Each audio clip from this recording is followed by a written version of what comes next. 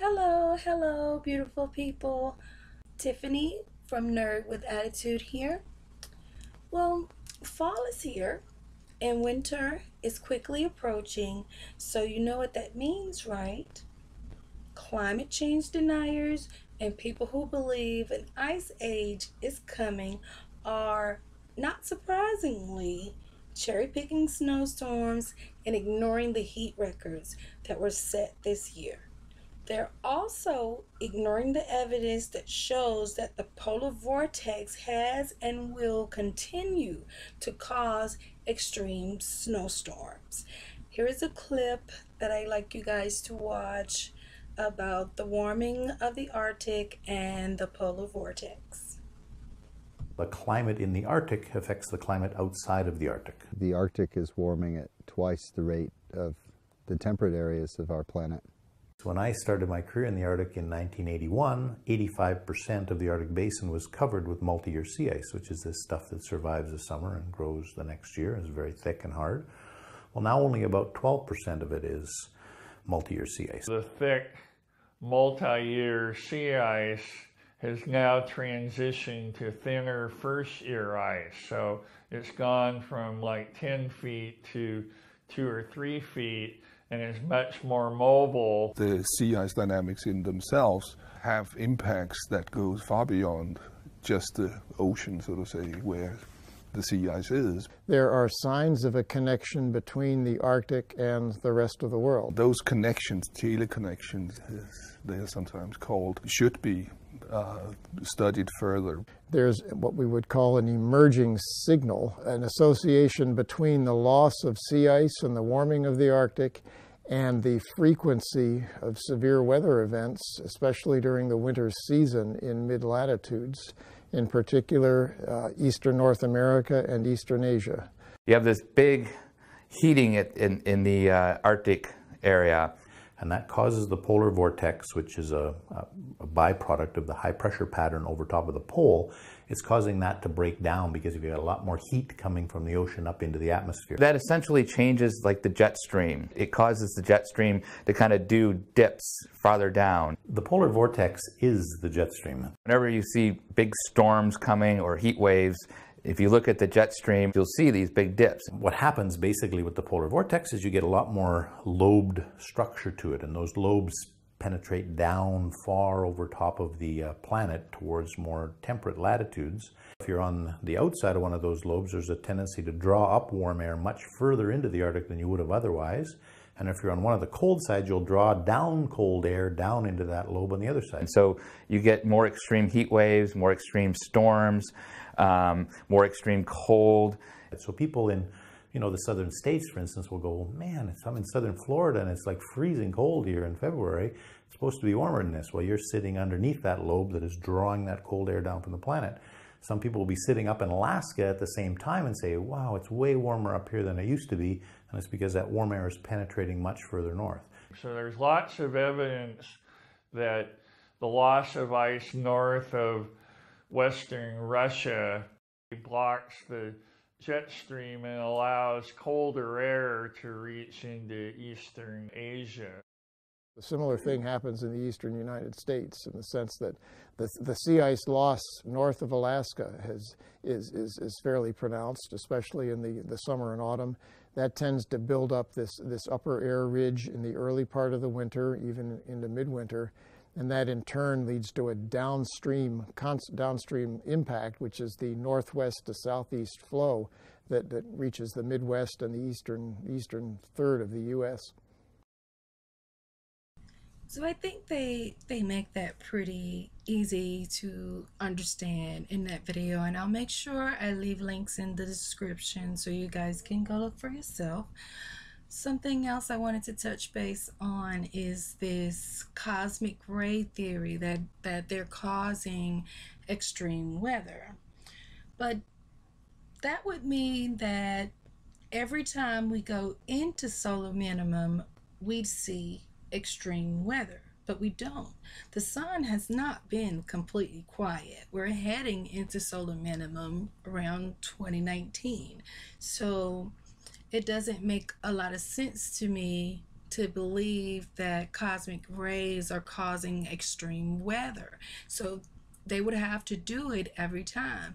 This is the lowest cycle in 100 years. That means that 100 years ago, the sun was just as it is now. And if you go back in records, you cannot find any extreme weather events that we usually have. Nothing like today, nothing like that. And it does not explain why we were having the extreme weather during the solar maximum of cycle 24 either. It does not explain that at all. For me, they're describing climate change, but calling it a grand solar minimum. Well, an ice age is coming. Well, it's really hot outside. And as soon as they see some snowfall, they just go nuts. Oh my God. Oh my God. Dude, it's snowing outside.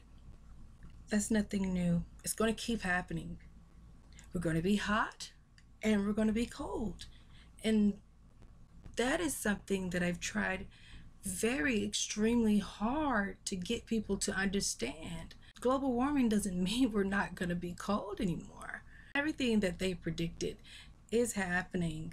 The extreme weather, the heat waves, the droughts, the flood, the rain, all that kind of stuff, and even snowstorms. It's not like they're telling us that it's not going to snow. They're telling us it's going to snow, and it's going to snow a lot during certain points in the winter. So last night I put together a video, well, actually finished it this morning, that shows the fall and winter outlook, and also the heat waves and heat records that were set this year.